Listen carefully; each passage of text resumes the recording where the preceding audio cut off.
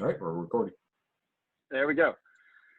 So again, welcome. I'm Rich Teachout. I'm the CEO or CTO of Toro. We're an IP targeting company here in Louisville.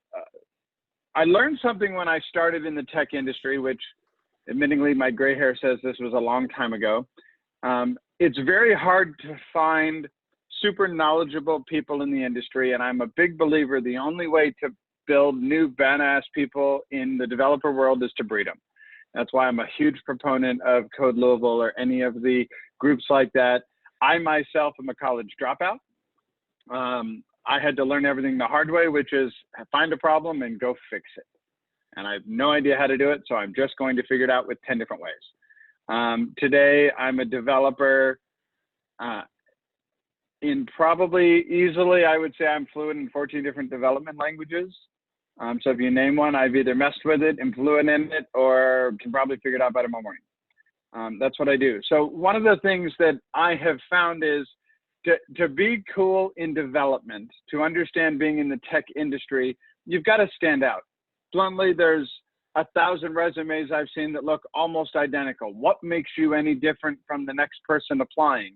And needing to stand out is really a secret to succeeding. And that's true for everything you do in a career. So kind of to explain where I'm coming from in this perspective, I wanted to talk a little bit about Toro itself. Mostly so you understand what we do of being in the tech world. There's kind of three types of companies out there. There are companies that, like a Humana or a company like that, where they have a huge tech department, but their entire business is to support the company, right? Their business is healthcare or their business is something else. And they use technology to support the company. You also have technology for other people. And you have a third category that I believe is a tech company. Without our technology, we are not a business, okay? Our business is based in programmatic advertising, right? I hate ads, but the reality is we all need our ads. The world runs on ads. That's why we all have a Gmail and it's free, is because Google does ads. And the kind of niche we found is in location services and understanding how technology works. We've built a database and we have a number of patents on it, but what we basically do is we've figured out how to map every IP address in the country down to the home it belongs to. In addition, every device ID that belongs in the country and the homes they belong to. And then we see all of the other places that are gone on. So we can take this kind of data. We've mapped every square meter in the US, so about 9 trillion square meters. And we're mapping all that data down to that. On top of that, we're overlaying on the data set your home address, 123 Main Street. Here's the polygon. I can now query out and figure out the IP that belongs to your home. To give you a scale, right now we do about 4 million transactions, 4 million new records to our database every second. So it's not a small amount of data. Companies say they have big data and I laugh because they just have a lot. Well, we've got a real big data problem in that respect. We're somewhere near 10 petabytes and growing, 2 or 3 petabytes a year. So we figured out how to use all of this really cool data to do neat things that no one else can do. All of our competition in the industry were trying to do the same thing. They want to run ads to your house, but they were using cookies and trying to build down back to the house. So they were doing a probabilistic match to guess. We went the approach of, I know 123 Main Street exists, and we built the technology upwards to figure out the things that belong there. So it was done a little differently, and it's a paradigm shift that has done us very well. We have huge customers that are like top tier 1 automotive companies and the tier 1 furniture companies. Kind of pick an industry, politics. We do a lot in politics. Politicians really know who they want to target, but they're really bad at doing it. So we come in, 80% of all politicians who use our technology win their campaigns because it's about getting information out to other people. So the technology we built is incredible. So why am I telling you all of this about the company? It's not a sales pitch. It's not to hire you unless you stand out. Standing out to me is super important. As you understand what it takes to get somewhere in this business, it's all about understanding it. I am not a believer, and unfortunately there are some companies that believe this, but I'm not a believer that just because you've been there for 10 years, you deserve a promotion. You earn it, right? What does it mean, earn it? It means do more than other people in the same space as you, period. Because I heard a quote many years ago, and it literally, I think about this all the time. If you work like a $10 an hour employee, you will only ever be worth being a $10 an hour employee. If you work like a $30 employee, you're worth more than 10 bucks. You might not get 30 yet, but you're sure as heck going to get more than 10 because you worked harder than anyone else. And taking that motif, I have run my entire career in IT from the beginning to current on the idea that I can work harder than anyone else and I need to stand out so other people understand it, right? So what does it take to do that? You got to be dedicated. You got to look to evaluate if candidates are dedicated. That's what I do. Are you really committed to being IT, or do you just think it's cool? I think I can make money at it. Or do you really want to be on IT? You know, those people dedicated to the company and they're going to do the right thing are always the first thought. The second thought, do they go above and beyond at work, in their personal life? I understand your whole world is not about work, right? It's about your life. What are you motivated about? Are they self-motivated, or does someone have to tell you how to do everything, right? Are you willing to go out and do it? Because if you are, you're the type of person I want to do. You don't have to be the smartest technically today, but if you're motivated to learn it, you're committed to learn it, and you've shown me in your actions for the past 6 months, that's what you're wanting to do, you're on my table. I've hired people that were servers at restaurants for 15, 20 years. They decided they wanted to go in IT. They quit their job. They moved to Utah. They took a 6-week boot camp. They moved back. Man, they spent 6 months before they quit playing with technology. They went all in to learn the technology, and they came back and they needed a job. You know what? That's someone who's committed. It's someone who's willing, motivated to do it. And they're going to do everything they can to get there. A lot of people have come through Code Louisville that we've hired that are life changers. They were in logistics, or they were in technology. They were a secretary. I can kind of probably pick a whole ton of different industries of people. But they decided they wanted to be on IT. They started doing it on their own. They went through Code Louisville. They were building projects, and not just classwork, right? They were doing what it took to get there. They're self-motivated. They have some life history. That's what's important. The obvious thing is, can they do their job well, and do they want promotions as they go on? You know, do they want to do their same job after a promotion? These are things we're looking at. So part of this seminar is not really about always breaking into the industry. Sometimes it's about stepping up and getting to the next level. And if you take the same approach it takes to get in it, then that's the same approach that will keep following you through the career and get you there. So really, for me to do any more, I'm going to stop this share and we're going to brain dump some stuff, okay? I want to go a little more off the cuff and understanding. I want to kind of talk about what things it takes from my perspective to get where you want to be, which is something in IT. I'll talk about things like side projects, resumes. I have this whole bullet list of random things I can talk about if no one has questions about something in particular, and I'll just go in a rabbit hole on it. So no two of these things I've ever done are the same. Standing out is important. What do you do different? If a resume comes across our desk and you're like, what project for Code Louisville? It's on my GitHub. That's it. What else have you done? Well, I like to run. You're not even showing us you're trying. Where's your motivation to go be in IT? You know, if it's like, man, here's the one project I did for Code Louisville. On the side of that, I also wrote a program to organize my sock drawer, right? I wanted to organize my minis on the shelf. I wanted to organize my garage and figure out what's the most optimal way to put the sockets in. So I figured out how to write a program to get the most number of sockets in a drawer. Okay, that's interesting. Why'd you do that? Well, I didn't care about the sockets, but I wanted to figure out Python. After I wrote it in Python, I rewrote it in Go. After I wrote it in Go, I rewrote it in React. Well, why'd you do that? I wanted to learn more about the industry. Well, that's interesting. Did you take your Code Louisville project and figure out how to write it in another language? That's interesting, right? If you were in the logistics business before, or you like to organize socks, I use that example a lot. What did you do before this? How can you apply what you learn now to that? Could you rewrite something? You might come up with the next biggest business on the planet because you figured out how to organize sock drawers. So go do that. Bluntly, as when you're looking at it, I don't particularly care if your program to organize socks works. You tried it. You probably have your GitHub 10 or 12 different repos of things that the README says, I tried this for 3 weeks and this language makes no sense. I stopped it. Good, leave it there. That shows me something. You have good commenting. You wrote your code. You understand it. You thought it. You did 300 Git commits and you couldn't figure out this function. But boy, when you finally, the 301st Git commit, you figured it out. That's great. You're showing you're going above and beyond. GitHub, very powerful. Bluntly, your resume, I don't care about resumes. CodeLive will help teach you a resume. Honestly, sometimes the resumes all look like everybody else's. What stands out? What is different about you? Everyone on this call, I can go around and look at all the people that have video and say you guys are all coming from different backgrounds and different walks of life. But I also know from my own history, I can't judge, is the nerdiest looking person on this call the best developer?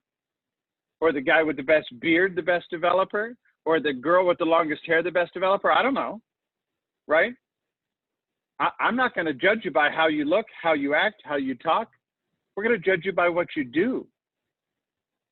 And if you can't show me what you do, or I'll ask you a question, you know, what is P versus NP? And you don't know?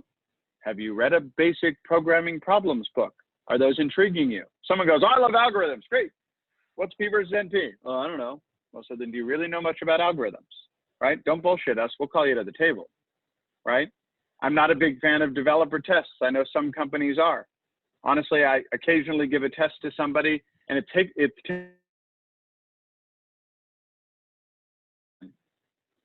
and honestly, a perfect answer to a lot of, like I only tell you, you have to do one question from each section, right? That's the requirement of the test. And we've built it so that everybody can answer one question in every section. But if you give me the test back and half the test says, man, I had no idea. I went and Googled it. I learned all about it. This is interesting. I'm going to go through it more. And I answered all of the other questions that I could. Well, that's interesting. I only required you to do one and you went above and beyond, right? What does it take to get there? If is it algorithms and every algorithm question you answered perfectly and the other questions you kind of answered okay, well, that's good. That means your specialty is probably going to be in math and algorithms.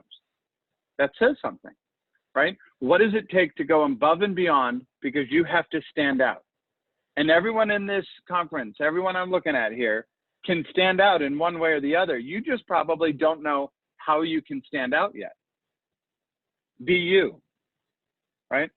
I own 2 haunted houses and a prop company. I literally play with dead bodies for a living. That's how I have fun, right? I make hundreds of dead bodies a year. And I'll tell anyone that. Why? Because it's entertaining. It makes me unique. It starts interesting conversations. You know, what is unique about you? You have 14 kids? Wow, okay, that's unique. You like to climb trees in your spare time because you can look at the birds in more silence? Hey, that's unique. What's different? Why are you you? What, you know, if you say, oh, I climb trees because it gets a better view of the birds so I can get closer to the nest to understand things. Well, okay. You basically applied a real world problem to a solution you could solve by getting out and doing it. As stupid as that sounds, that's kind of cool, right? You know, oh, I climb trees because it's easier to do something. What is it? You like to listen to music. You reprogram MIDI controllers. You like to sew dresses. You know, you like to wash cars. Why do you like to wash cars? You know, great. How do you track that? Are you going to start a business on that on the side? Because I've got 9 companies on the side of my day job, and I've got a very busy full-time job with 100 developers, right? Part of me standing out in the industry was I realized I had a tech burnout. About every 3, 4, 5 years, I burned out. I hated IT. I wanted to get out of it, right? It was because, man, I was working 16, 18, 20 hours a day, every day. Man, I was living, breathing IT. I didn't care what it took. I was going to figure it out. I was going to be good at this because I figured out at age 10, I like computers. My grandmother, who happened to be fairly well off, had an Apple II Plus. Some of you have no idea what an Apple II Plus is, but I had an old computer, 5¼ inch floppy drive. You put it in and then you could play a game, right? I used to play adventure games. For those of you that think that is anything like that,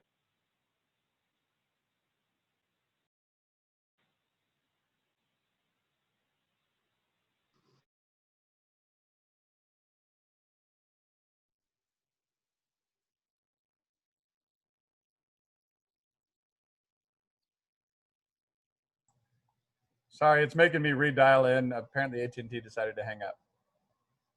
And you won't hear me at all if I try and use the computer speaker. For what it's worth, you are actually coming across decently well. Yeah. About 10 more seconds, it'll catch up. Yeah, there's a lot of background noise that'll happen suddenly, and Oh, okay. it's miserable. Okay.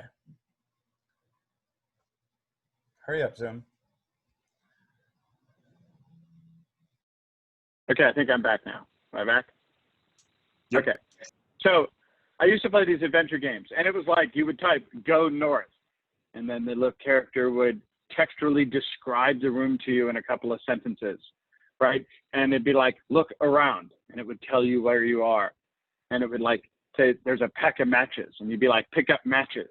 And the program told me, "You can't, you're carrying too much," because I'd already picked up everything else I could find as I went along the game. And I thought to myself, at 10 years old, how can you ever have too much on your back to pick up a pack of matches? Like, that didn't make sense. It wasn't real, right? So what did I do? I figured out how the hell this program worked, because I'm like, there's something that has to be said less than 10. I'm gonna go find it. And it was written in BASIC, which was 10, 20, 30, 40, right? You could read the entire program if you knew what to go find a text editor and go edit it. And I literally found the line that had a less than 11, right? And I changed it to less than 100. Then started the program up, and now I can pick up the matches. That spawned my career, right? There's lots of other stories if you want to hear some of these other things on me about later, but it got me into computers. And by the time I was getting into high school, right, I took typing class. My teacher told me I should never go into computers because I had horrible grades in typing class because I spent my whole class figuring out how to hack her computer, right? I could out-type this woman in my sleep, but I didn't pay attention to her because I was figuring out how to break into the network, right? And what could I do? What could I not do? How does networking work? I was going to figure it out. By college, I started in mechanical engineering, decided real quick I was not an engineer, right? They were boring.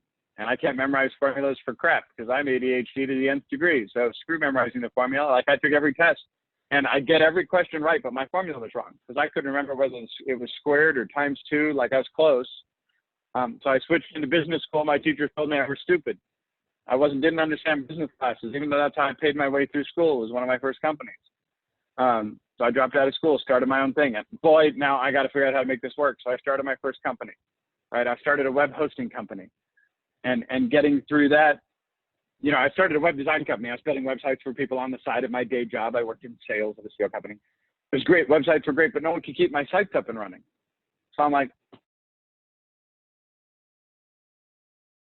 servers kept crashing. Well, I'm going to figure out how to buy my own server. I can't afford it. I'm broke. Raised by a single mom, barely afford food, right? For me, luxury was once a month we got to have Domino's, right? That was what we got as a treat with my mom.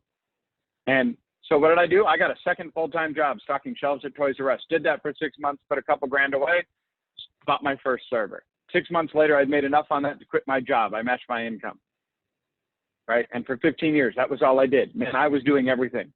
Again, college dropout. Big fan of education. I don't believe that always has to be college. It is for some people. It wasn't for me. You know, I in turn went and got 14 certifications. Certified in Linux, Windows, every certification I could get my hand on. I was going to learn. I was hungry. Be hungry. What makes you stand out? Right? Here I was, a broke kid raised by a single mom with no money. Here I am, a CTO of one of the fastest growing tech companies in North America today.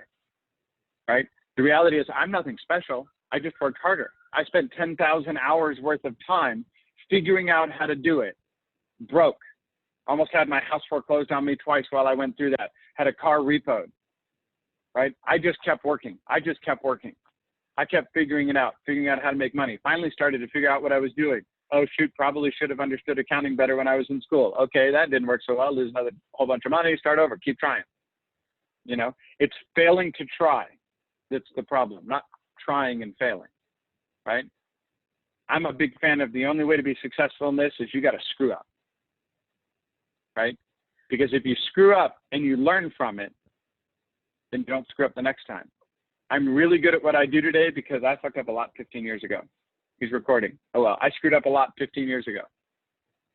And because I continued to try and just kept working my way through the system, it got me to the point where I knew a bunch, right?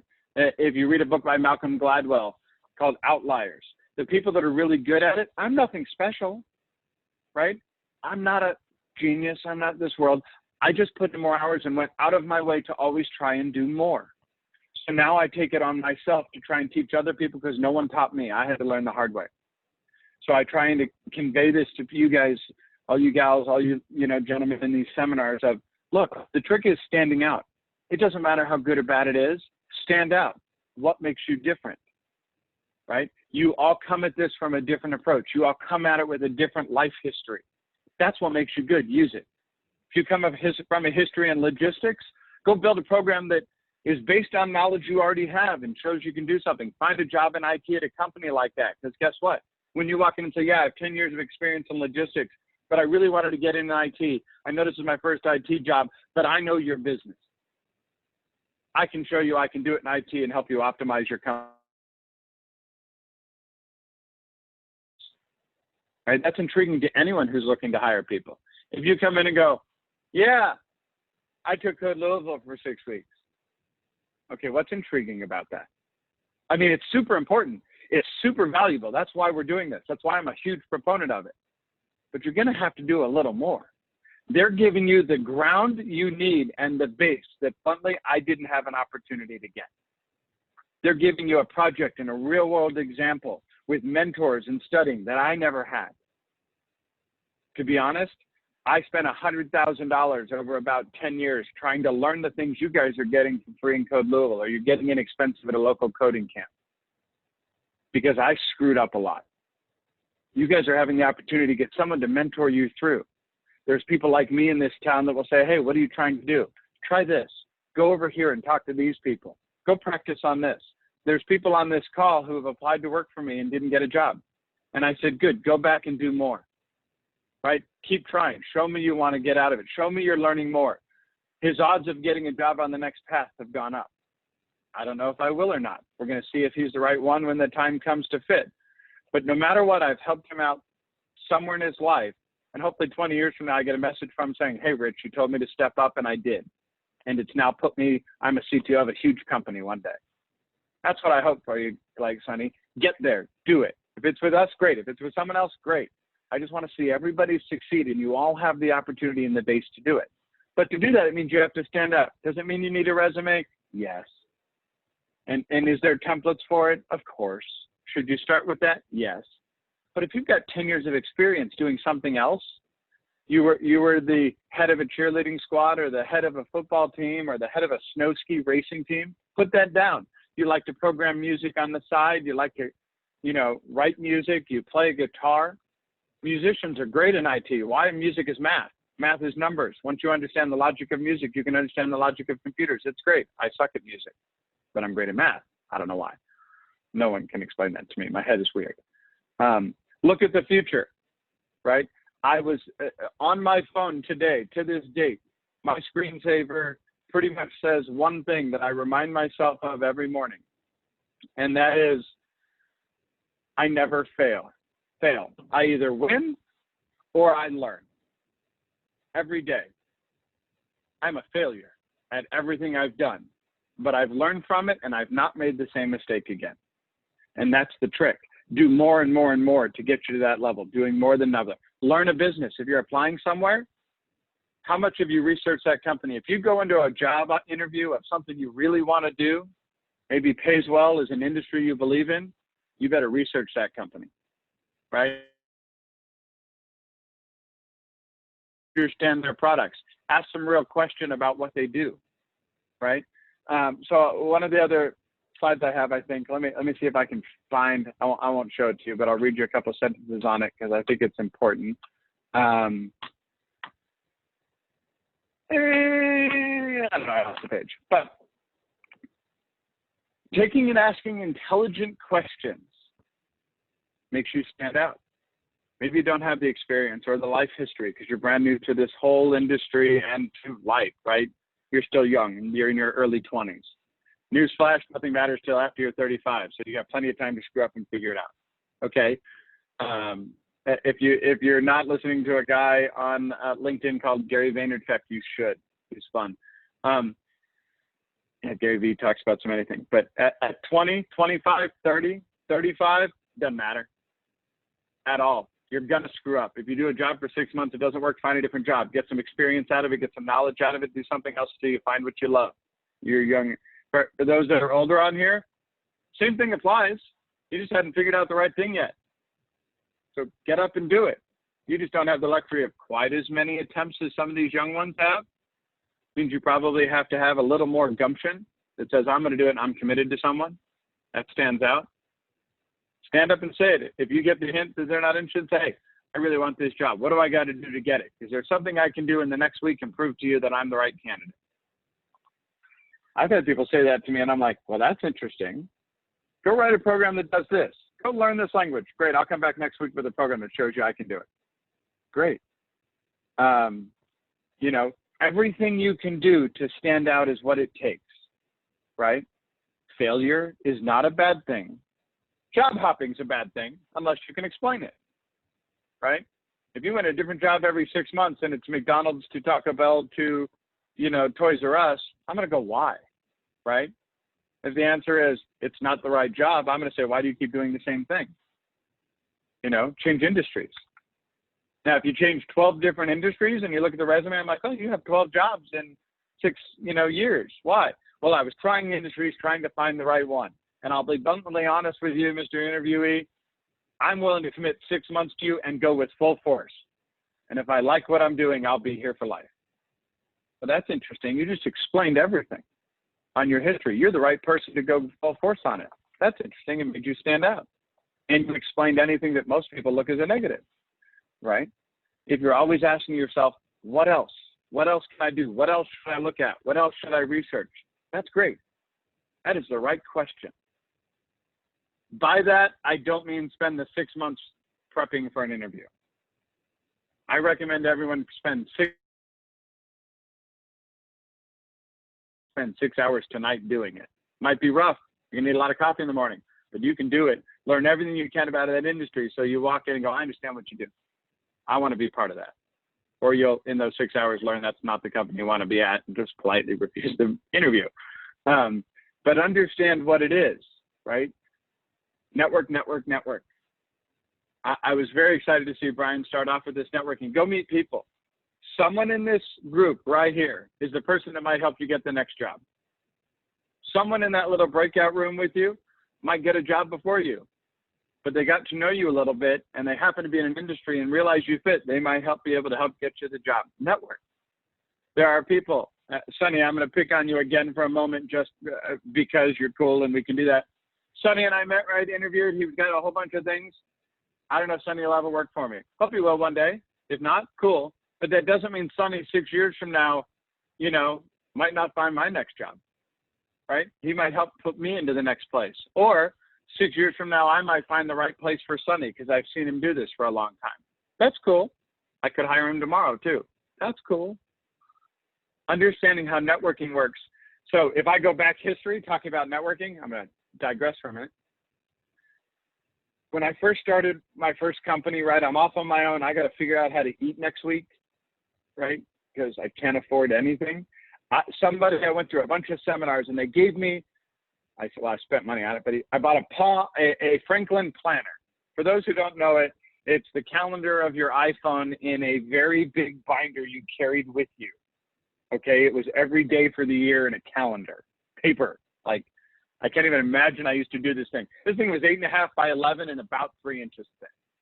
Okay, and I carried it with me everywhere. I forced myself to use it until I got over my ADHD. I had to write everything down. And if I met Cassandra, found out, she has a kid and drives a red Mustang, I'm going to write that in my calendar. And in the meeting with her, find out, hey, maybe we should do something in 6 months. Why don't we get together for lunch? I literally opened my calendar, fast forwarded 6 months and said, call Cassandra to set up a lunch, reference previous date, right? So I could go reference when I met him and did all that. Then my life changed. A Palm Pilot came out. For those who don't know, that's a really early version of a phone. Okay, I could have my calendar in my pocket. Oh my God, man, I worked for like 3 weeks to afford one of these. And it was the greatest thing, changed my life. Now I started realizing the power of networking as I translated my calendar over to my Palm Pilot for the first time. That took me like a month. How many people I'd met and how many contacts. I have in my phone almost 5,000 contacts of people. I have this thing for my phone refer my contacts. If someone goes, and I need an IT guy who works in the plumbing space. Hold on, plumbing programmer. Hey, I know a guy. You know, I met this guy who said that, and I'm going to look at my calendar and find some note I made when I met him that he was a programmer in the plumbing space. I can hook him up. And you know what? That guy's going to remember me, right? I didn't make anything off it, but I networked people together. And I remember a guy who was, you know, somewhere else who did something cool. I keep it in my calendar, and then I can click and put links in my appointments, follow up with them, and go have lunch. Hopefully Sonny's making a note because I told him earlier to go send me his repos in LinkedIn. Hopefully he'll do it, right? And those are important things. That's what calendars, networking, understanding the people, where they from. If every one of you doesn't have Brian in your phone, you should add him, right? I do them all off my Gmail, right? So I have his name, his email, his phone, something. Keep the contact, add some notes of where you know him from. Bluntly, he could call me in the middle of a meeting and I don't recognize his name, but I could click on a button and go, oh yeah, Code Louisville. Right? How you doing, Brian? Right? Understanding networking around all the people is super important because that surprisingly, oh, you guys do this. Do you know this guy? I know he does some stuff with that. You know, oh, do you work with this Brian over at this other company? You know, I know he uses you guys. Oh, you showed me you've researched us, you understand it, you're good at networking, you understand people, and you know people in town. That's as stupid as it sounds. I'll tell you, networking in that Palm Pilot and today my iPhone has probably made more money than everything I've ever done in development because I was able to refer people and people were referring to me. It's powerful. Be passionate, be excited, right? If you come into the meeting and I talk to you and I go, what do you like to do? You're like, go out with my friends. Okay, what do you like to program in? No, I've used Python. Well, that's not very exciting. Do you like Python? I mean, like if someone says, hey, what's your favorite language? I've played with a whole bunch of them, but Python's kind of my favorite right now. You're passionate about Python. Why is Python your favorite? Now I'm going to ask you some more about it. We're going to get into it. You just open up an entire conversation because you told me you know what you're talking about. Now, I've only been using Python for 3 weeks. I don't really understand how the global cache really optimizes now. I'm trying to figure that out. I've been reading on it the last couple of days. Oh, okay, cool. Part of this is when you're trying to get the job, they're not trying to figure out how experienced you are. They're also trying to figure out where you're not experienced so they can place you on the right team to get the right experience. So saying you don't know is cool. Don't make up shit, right? That backfires. I've had people who outright told me, oh, I'm an expert in this language. Oh, really? What's this? Oh, it's this, blah, blah, blah, blah. Well, it's really not at all, actually. It doesn't really work that way. Well, yeah, I know. I was just hoping it would. Okay. So let's work on that. I'll also say this. I'm excited to see a lot of ladies on the phone. Wonderful. Surprisingly, most of my female developers are smarter than my guy developers. Sorry, guys. Do something with it. There's a lot of opportunity for women. There's a lot of opportunity to minorities, you know, in the IT field. Unfortunately, there's a lot of asshole men in the world, and you have to work a little harder to get the job. I'm sorry for that. I'm sorry for all of my male colleagues in the world that are that way. We don't have that problem at El Toro. Stand out, okay? Don't let their ignorance, because honestly, it's ignorance. They don't know better. It's not that they're doing it on purpose. They literally don't know better. Stand out in front of them so you make the perfect chance, an opportunity for them to show up everyone else around there, because you'll do great. Same with all of the minorities on this call. Stand out. There's a lot of companies in town that's not a hindrance to you unless you're not going to stand out. If you can't show us you're the right one, you're not the right one. I'm a big believer. It has nothing to do about color, age, size, height, how short you are, how much facial hair you have. It doesn't matter to me. What matters to me is, can you do it? And are you willing to stand up and work for it? If you are, you're going to succeed in IT. Some of you will have a harder time than others. It's okay. Don't quit. Keep trying. You know, I've had a lot of people who told me, at one point they told me, Rich, you're never going to succeed in IT. That's fine. Best of luck to you. You don't pay my bills. I'm going to keep doing what works for me. 6 months later, I made more than they did. Matter of fact, when I quit my first sales job and went into IT and they told me I was stupid for starting my first company, I showed up at their office every day at 10 a.m. in a robe with a coffee cup. What are you doing? Oh, you been at work all morning? Man, I just thought I'd come by and check on you while I had my coffee. All right, I'm going to go do something in a couple hours. I got to be off by 3 today. And I literally did that every day for months. So they finally made me stop doing it.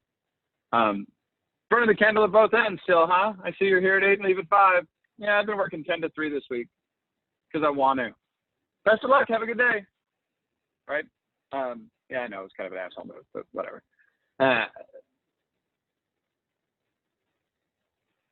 Getting out of your head, forget the past. The past doesn't matter. What matters is your future. In order to get the future, you're going to fail. Good. Don't get caught up in it. Don't look backwards. Look toward the future and get there. Work on your resume, or if you ever see the phrase CV, it's another acronym for a resume. A CV versus a resume, oftentimes kind of, and research this more on your own. There's differing opinions. That good. A CV has got a little more meat and a little less what school you went to, right? And they're a little boring. CVs are definitely, if you're working overseas or doing consulting work, resumes are more for JOBs. Let's see if I've got anything else. Anyone have any questions? I've talked a lot. I didn't even ask for questions. Yeah, I do. Go. I'm more interested in remote work, and Sure. I've done it for like 20 years. I've been an editor, but it's Sure. super niche educational thing. So that's over now and done. Hey, Laura. Uh-huh. Hey, Laura. Remote work's not niche anymore. It's not going to be for the next year. I've got 100 developers working from home. The industry I was in is they're not hiring me for remote work anymore. So that's the thing. But I have the remote experience. I can handle that. I like working from home. Perfect. So Laura, you were an editor for an online magazine or a paper magazine? Textbook publishing companies. Textbook publishing? Okay, great. So you're used to going over large piles of documents and resolving everything, right? Mm-hmm. Kind of making sure it all made sense. So I want you to take these next questions, and forgive me if they come out weird, but take these next questions to heart. What other industries do a similar thing? I can think of 5 or 10, okay? That sift through large piles of information, work remote, and end up at a killer singular net result. There are a handful of skills you could very easily learn and change slightly from what you're used to doing and still do it, probably make more money than you were before. Mm-hmm. So my challenge to you is go out and see, forget the word editing of a textbook. Like take the word editing and textbook out. Look at it holistically as what you did, and then apply it to 20 different industries and see what in each of those industries do it, and go after that job. Because right now the remote work's easy. You just need to try and figure out how to apply your skill to what that is looking for. And the answer is it's such a small jump. I could think of a bunch of industries where starting salary is easily $60,000 or $80,000 doing it for someone with experience close to it. Hands down. So I challenge you to go find a few of those. Feel free to friend me on LinkedIn. And if you don't come up with any of the ones I'm thinking of, I'll give you a couple of pointers and kick you a little farther down the right direction. And see if we can do it. I'm one of the things we do with our developers to this same point. When a developer comes to us and needs help, I tell them, bang your head for 2-3 hours. If you can't figure it out, come ask for help. I won't help you. What I will do is give you a better search term. I'll help you find the right. You still can't do something, come back. Now we're going to try and help you. And bluntly, that's where Brian will be able to help you is that next level. But that first pass, I'll help kick you in the right direction and send you down a couple of other ways to look. So think a little more abstractly and then look. I think you'll find something. Yeah. There's actually a need out there. There's a big need out there. Okay, thank you. What else? Other questions? I think I have a question. Oh, please carry on. Go ahead. I'll just let you go. Go ahead. Okay, thank you.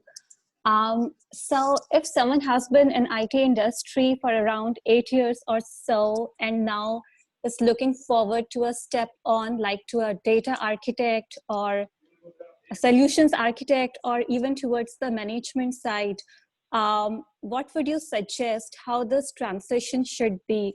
Because in order to start a new role, usually experience is required. So how it can be You have initiated? experience. You have experience. You just said you were in IT for 8 years, right? But I don't have management experience or really an architect experience. You were in IT for 8 years, right? Yes. Okay. Did you ever work with teams of people working on projects? Yes, I did. Okay. Did you ever help make sure those projects were on track and have to work with a couple other people to steer that project? Because you weren't the boss. I guess I did. I worked on a couple So you have projects management in experience, Toro right? itself. Yeah. So you have management experience. Part of that is understanding how to phrase it and look at it. Okay. You have experience in managing people, even if you don't have management experience. You've worked with lots of different projects and cross-functional teams. Mm-hmm. Right? You can lay out all of the checkboxes that when someone says they're looking for a manager, okay, there's a bunch of checkboxes that have to get filled out. You can check every one of those checkboxes. The only difference is you haven't had that job title yet. You don't have to say that in your resume. If I get a resume across my table, someone is looking for the management job, but they have experience working with teams, they have experience leading cross-functional teams, they've worked with multiple departments, they've done customer requirements, they've done everything that it takes to be a manager, even if they haven't done it yet. Also, if you went on and found a bunch of online classes, you get a certification in a PMP, project management system, or you've done 20 Udemy classes on management and video training. I've gone through a lot of experience training things on how to manage people. I also have a family of 4. I have 12 friends. We get together for game nights. I help organize and coordinate it. You can check every box toward that job. But to be able to be eligible for an PMP exam itself, it requires to be to have management experience on papers. I mean, I can definitely do, as you said, that just check in box because I have worked in different projects.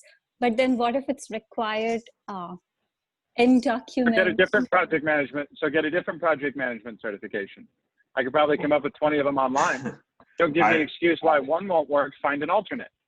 So I'll actually jump in if you don't mind. That I do have a PMP myself.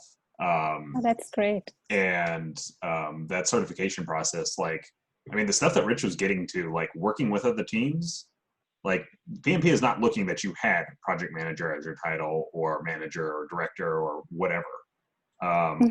When I did my process for applying for the PMP and listed my experience with project management, I did list things exactly like Rich is talking about. I worked on a team where I managed the requirements for this project. I wasn't managing a person. I wasn't managing the whole project, but I had a piece of that project that was mine. And I listed those things. So it's honestly, it's not lying. It's creative at best. I mean, if you truly feel you got some value of management out of some piece of your job, that applies. That's a good it applies totally. Matthew Thank mentioned that it's about how you market yourself and package yourself and how you're putting together the explanation. Also realize in a lot of companies, you have to get past an HR software. The HR person doesn't even understand what the job is. They're checking boxes. Did you check all the boxes? Right. You're applying for this job. Yes, you have all the experience. And if you can sell yourself to the person who's actually hiring you, and thereby you need to make sure everything explains truthful past HR, that's what you need. I get When that. someone goes, That's a oh, good you one. haven't been a manager before? Well, yeah, but I have all of the experience to do it, and I'm the right person for that job. Guess what? They have an override checkbox. Keep trying. So basically, we should be good enough to sell ourselves, right? Absolutely. And sometimes, yes, I agree. That means sometimes creatively phrasing the right things toward the goal of the job you're doing. You know, it also means oftentimes you don't have a resume you send out to every job. You make a resume for every job application to make sure it's tailored for what you're wanting to do. And you just take your base one as the starter. I'm supposed to go, Brian. I know. Looks like I still have time. Yeah, up until 7:30, I'd say at the absolute longest. Okay. Can I chime in? I talk a lot. Yeah, please. So I just wanted to thank you, because a lot of my experience is not being confident in myself enough to even apply for a job, because I saw the employer's wish list as something set in stone. And so I thought, well, I don't have that. I'm not even going to waste my time. And hearing you give me enough confidence to realize, okay, what they really want to know is, do they have the clay that's of a quality material where they can work with that sufficiently? That's what I'm gathering. And so that's all I really want to say. I mean, you've said it best, and I really appreciate your input. And Brian, you know, he's very helpful. So I just want to thank you for that. That really shed a lot of light. Yeah, go try. Go in with an open mind. You might very well get a no. There's an old adage in sales that I've applied to IT. In the sales world, if you have a 55-gallon drum, picture a huge 55-gallon drum and a coffee can. And they say, every time you get a yes in a sale, you get to put a quarter in the coffee can. And every time you get a no or a failure, you put a penny in the 55-gallon drum. Okay? By the time you fill the coffee can, you'll make $1 million. But you have to fill the 55-gallon drum at the same time. It means you end up with 1,000 no's to a yes. But if you're willing to get enough yeses to fill the can, that's all that matters. So try. You can't hurt you. Honestly, I've hired some people because they tried 2 and 3 times. And every time they came in, I gave them some things to go work on and come back. You're not the right fit yet. And when they came back, they had those things. And maybe our role changed. I'll give you another pass. Go work on this. And they come back and they've done that. Well, you've now proved to me dedication over a period of time, a year, that you were willing to keep trying. And every time we suggested something, you listened to me on it. Cool. That means the no to him twice was his success, because it put him in the right mindset for the 3rd time. So try. Get out of your way to do it. You don't need to have every checkbox perfect. You need to show, if you don't have the checkbox, why can you fit what they're asking? I read past the question of, do you have 3 years of experience doing this? I would respond with, I have 20 years in logistics experience and I'm new to the IT world, but with 12 months of this, and I spent 3 years before that learning how to code on the side of my job. Well, you just blew that question out of the water, because it doesn't really matter. I've hired people with PhDs and 10 years of experience who bluntly are dumber than the kid I hired out of college last week, who spent 18 years of his 21-year-old life programming, right? The professor hadn't. I've also hired students and started teaching computer classes and realized that's what he wanted to do. So he quit being a teacher and wanted to go into computers. Man, one of the sharpest guys I've ever met. He understood algorithmic math better than anyone else. He had his PhD in graph theory. Never thought he'd go into using it as a developer, though. He just kind of figured out that was his passion in life. Did he have 10 years of experience as a developer? No. But he knew more than most of my developers who spent 20 years working on graph theory. So you got to ask the right question. And Benjamin put something in. He had an IT experience that was looked over for a position because he had no leadership experience. They hired a guy that had no IT experience. Just apply for it. They might teach you the IT part. To be honest, it's more from El Toro's perspective, and the thing I try and teach my peers in the industry. It's not about exactly what your experience is. It's not about management. It's not about project management. It's not about how great of a developer you are. It's about how you think. Okay? If you're thinking correctly, I can teach you how to code. If you're not willing to think correctly and your brain is not hungry for it, you're the wrong person. I don't care how experienced you are. There are senior developers at a lot of IT companies in town who I won't hire because 6 months, any junior developer who works for me will outcode them, because I'm going to teach them. We purposely make some of our junior developers fail on projects. I send them down the wrong track for 3 weeks to code something, and they're super excited when they get it done. And then I'm like, you did that wrong. What do you mean? That's how we're supposed to do it. Yeah, but instead of spending 3 months writing that, you could have done this one function. Would have done the same thing. And they're like, oh my God, world ending. But you know what they do for the next 6 months? They get 18 months of equivalent work done, right? Because they learn to think differently through experience of the screw up. So I'm breeding them to be successful. So you can learn how to code. What you can't learn is how to think and how to stand out. If you're willing to do those things, that's what'll make it successful. To anyone, any age, any effort, any history, any life experience, you can find a way to do it. Like Laura was talking, she's got a neat skill as editorial of textbooks, and that's bluntly, partially a dying industry, right? A lot of that is not the same as it was 5 years ago or even 10 years ago. But the skills she has, if you forget editor and textbook, the skill of sifting and organizing large piles of information for accumulation, there's a lot of industries that do that all the time. It's probably not in the job she's looking for today, so she's not applying for the right ones. Totally agree. But hopefully I can steer her down to think a little different, get out of her own head and look at it a different way. Go ask your neighbor who's in something different. Hey, my skill is doing this. What works in your industry? Who does that in your industry? Go take a survey. Go ask a realtor. Hey, who does this in the realty industry? She never would have thought of going into realty. Real estate sift through large piles of information in MLS and have to accumulate large piles of data to come up. So do inspectors all day long, all the time. And guess what? Inspectors hate to do paperwork. She could work on automating a bunch of inspector paperwork from notes and accumulating things together to put together a system. Laura, there's one stupid industry I'm leaking to you now. It basically is the skills you already have in a different way, but she didn't apply it to real estate. Find a bunch of industries in the same thing. How can you fit that world? Because you also got to be happy doing it, right? I love IT. I can't get out of it. I've tried over and over again. For me to succeed in IT, I realized I also have to be out of IT. That's why I have haunted houses. That's why I like the prop company.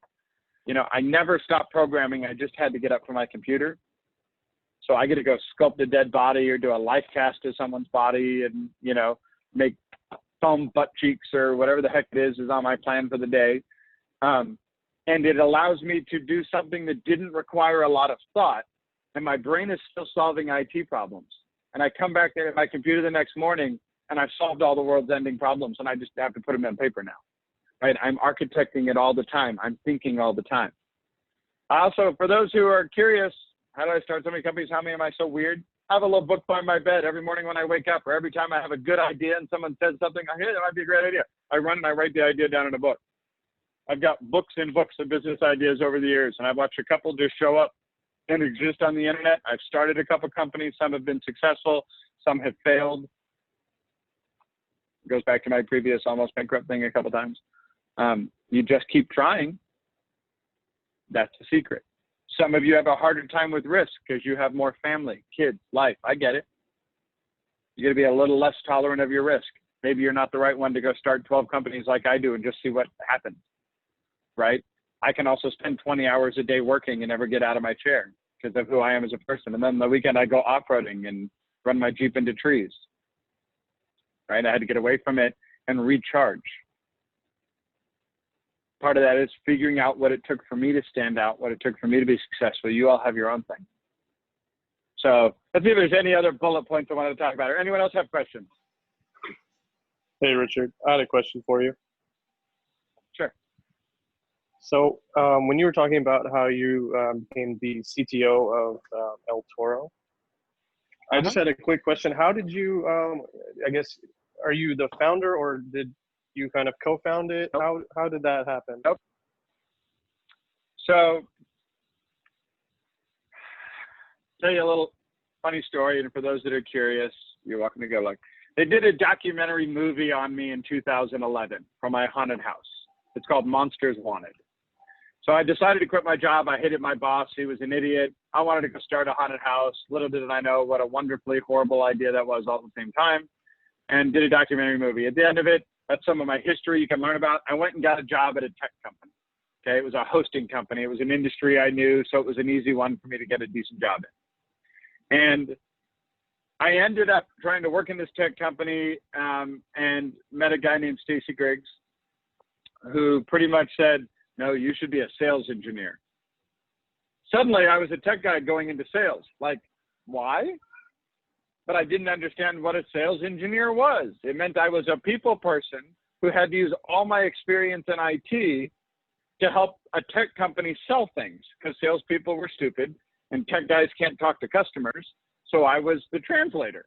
That was my whole job. So I spent 9 months on the phone translating nerds to customers. Okay. And I worked for that guy as a sales engineer. It lasted 2 or 3 years. I was bored of it, right? It was fun. It was the easiest job I ever did, but I was bored of it. I wanted to get back into tech, and I went back into cloud engineering for that company. Stacy Griggs is the CEO of El Toro today. He was one of the founders. And about 6 months after they get started, he knew they needed an IT guy. And I already proved to him for years that I knew my shit. And so they kind of courted me. I was going in and out of their office for another couple of months, just trying to decide whether I was interested or not, right? And I decided I was bored of my job, so I went to work for him. I was an employee, and there were only 3 of us. We were a little startup and we were in Distillery Commons. So really, was it meant to be a CTO at the time? No, I was a developer nerd, right? But what led me to become the CTO was I was also an alpha dog. I don't take a whole lot of crap. And if someone's doing something stupid, I'll call them on it. We're going to fix it. That happened to be what El Toro needed. So you fast forward 2 years later, we started adding more and more developers, and someone had to run them. And they tried some various things to get people to run them. I said, stop doing that. I'm just going to do it. And I basically just took the CTO role. Wasn't official for a while yet, but I just basically stood out. Sure. And put myself in the role. I worked from day one at El Toro to be the CTO. And it took 2.5 years for me to actually do it. So I was just doing all the work of every other developer and managing them and getting all my work done and dealing with their customers the whole time because I wanted that job. Sure. So I worked ahead of myself to get there. Okay. See, I asked because I finished my medical school, and I don't want to really do residency too much. I just feel like it's a very robotic field where a doctor can only do X, Y, and Z. If a patient comes in with A, B, C symptoms, you can only do that. So, and I got to learn a little bit more about, computer science and how that works. And I'm just trying to escape from like the linearity of trading your time for value, if that kind of makes sense. Right. And I've been thinking of quite a few of like digital startup ideas for a like health tech company. And so I'm learning more, computer science as I go along. I've had only experience in college, and I studied biology and neuroscience, and then I did medical school, graduated my degree, I passed everything. But I just feel like it's very limiting because the future, I think, is finding kind of like how you said, you're kind of the interpreter between the digital world and kind of the human world. And I feel like having that healthcare background, you just get to have more context to problems that people are having. Because when I was doing computer science, I realized it's great to do computer science, but you don't really figure out what problems you need to solve when you're just doing computer science. So Doc, let me rephrase what I just heard from you, okay? And again, forgive me if this comes off asshole-ish, but it's a valid sentence. What you just said to me is you have seen the efficiencies in the healthcare system and you want to fix them. You believe IT can help solve that, and you're just not sure if that's the right way to go. I will tell you right now, you are on a smart path. You haven't experienced it bluntly. There are things in the healthcare field I can't fix because I don't understand. Okay? You understand the problem. Bluntly, I would tell you right now, go start a company. There is tons of money out there to help you do it. Go find a couple other nerds and do that on the side. I might even stay with your residency for a little while, mostly to get some more hands-on information areas you haven't done, and start your company on the side. And bluntly speaking, 2 to 3 years, you could probably be making $1 million a year in the IT field solving healthcare problems. Sure. I guess I know really a bunch of people in IT. neuroscience right now in LA and UCLA and Caltech that just started 6 startups in the healthcare industry. I can also make an introduction to you. You might really get along with one of them really well. Appreciate that. Really, I guess I never really thought of IT specifically because I guess my mind is a little bit too immature to even understand how using IT, but I was thinking more of having a digital solution to a certain disease in terms of like a prevention. Computer science, sure. So without getting into too much, I'd love to go have coffee with you. I think we could have an interesting conversation one of these days if COVID ever allows us to get close enough. Take everything you're saying, and by the way, we can do NDAs if you want. Take everything you're saying. You can come up with solutions to problems. You just applied IT to it. IT to me is development, computer science, technology, healthcare tech, IoT tech, device sensor tech. All of that fits under IT. It's high tech crap. Find a way to solve a problem. All that it takes in the world to make a living at is find a problem, solve the problem. That is all we do in technology. We take problems and solve them using technology. You can do the same thing. Do it in the healthcare space. Sure. Yeah. And I'd love to have coffee with you. You seem like a very interesting and charismatic guy. Message me on LinkedIn. We'll get together. Okay. Sounds good. Thanks, Richard. Anyone else have a question? I have a question, please. Sure. It's actually a two-part question with you and Brian, but I was curious with the COVID and how it's changed everything with Zoom and everything with meetings online. How has it really changed the coding world? When I get into a job, is the remote working, is that going to be more common? Has that changed? And then I saw some articles about pay, where pay is being changed based on your surroundings and not so much maybe on your experience or what you're capable of doing in certain areas, more so out in California, but just wanted to know what's changed since now.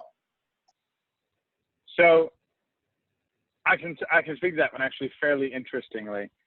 What will it become? I don't know. What is the new normal? Nobody knows. Okay, there's lots of rumors, and we're just going to have to wait that one out. From the developer world, and I could think of a bunch of different industries, both on the coasts as well as in the Midwest. In the coast, they do have some offset. Realize most companies spend a lot of money to have a desk or somebody there, and they already have the office buildings. So is it ever going to be 100% remote? Probably not. Is there going to be a work anywhere approach to it? Sure. So long as you're proving what you're doing makes sense. In the development world, smart tech companies are about productivity. That's like if the best salesperson in the company only has to work an hour a week and he's the most productive sales rep, I don't really care where you are. You're not the most productive sales rep. You're going to be in the office from 8 to 5 every single day making phone calls. We're going to try and make you productive. The same thing is true in development. If you're being productive and putting out code and doing the right thing, I don't care if you're in the office. I don't care if you're in the office with headphones. I don't care if you're at home. I don't care if you're at a coffee shop. If you're getting your thing done. So it's going to move a lot to the work from anywhere. Over the next probably 12 months, or at least until we have vaccines for COVID, is it going to be a lot of, not everyone will be in the office at the same time. Our staff is going to be probably 30% of the office of my dev team is going to be in the office at any point in time. Some people might come in Monday, Tuesday. Some will come in Wednesday, Thursday, another batch Friday, Monday, and we all kind of rotate because we got to be socially distant. Cool. But I sent all of my developers home early before COVID. We had one day while a few people had to get on VPN connected. Otherwise, my productivity went up, not down. Can I talk my bosses into letting everyone work from home forever? Probably not. We just bought a new office at 65 in Market. So the odds of us never going to the office are probably not going to happen, because when you're a tech company, you like to show off your techs when customers come in. And if no one's there, it looks bad. I mean, that's reality. So what is the new normal? I don't know. Has it affected tech? Not really. There have been a lot of remote jobs that have always existed. There's been a lot of partial work from home or work from anywhere style approaches for a long time. In places like California, where cost of living is much higher, realize a small one-bedroom apartment in San Francisco is close to $4,000 a month. So if they don't have to go to the office and live that close to the office, and they can move to an apartment that's only $2,000 a month and live 2 hours away, are they going to pay you a little less because the cost of living went down? Probably. That makes sense. Okay. But Does it really change anything? No. Is that person really making $180,000 a year? When you really think about the fact that they spent $90,000 a year on rent, they're really not doing that much better than us from scale. So when you really break it down in cost of living and the fact that their gas is like $6 a gallon or $2, they have to make more to just live. You know, if they can reduce those cost of livings, does it change things? If you don't have to drive to the office every day, might you make less because you don't have gas expense? Probably. Is it really changing anything at the scope of it? No. Is remote work probably going to be more prevalent for a while? Probably. Does it really change anything? No. If you're going to be a worker, if you're going to stand out and do everything it takes to do and ask questions and be involved, nothing will change for you. If you're a lazy person, yes, things will change. You will be back in the office. You will make less, things like that. That's why I give this talk about doing more. My quote at the beginning, if you work like a $10 an hour employee, that's what you're worth. If you work like a $30 an hour employee, that's better. If you work like a $100 an hour employee and they're only paying you 10, one of two things is going to happen. It's a matter of time until you find a better job or they're going to pay you more. Same thing is true in IT. Does COVID affect that? Not even at all. Does it mean I probably have a lot of developers that don't shower enough? Probably.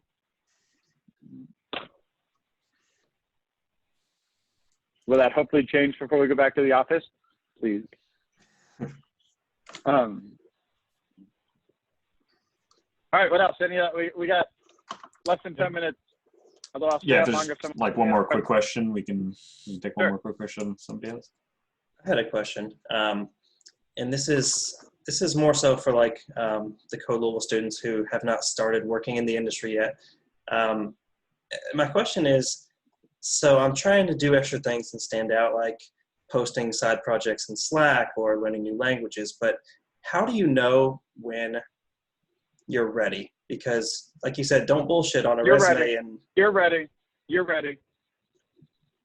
I don't even have to look at it. You're ready. What you just said to me says you're doing everything you can to show it. You're ready. What's the worst thing that happens? You're going to keep doing it and have some experience at interviewing and get a bunch of no's? Oh, you're ready. You just told me everything you need to know to try. You're posting stuff in Slack. You're putting things on your GitHub. You're going out and trying to get experience. You're working with languages. Those are the first starts. Now go practice. fair enough. All right. The best experience you can get is trying.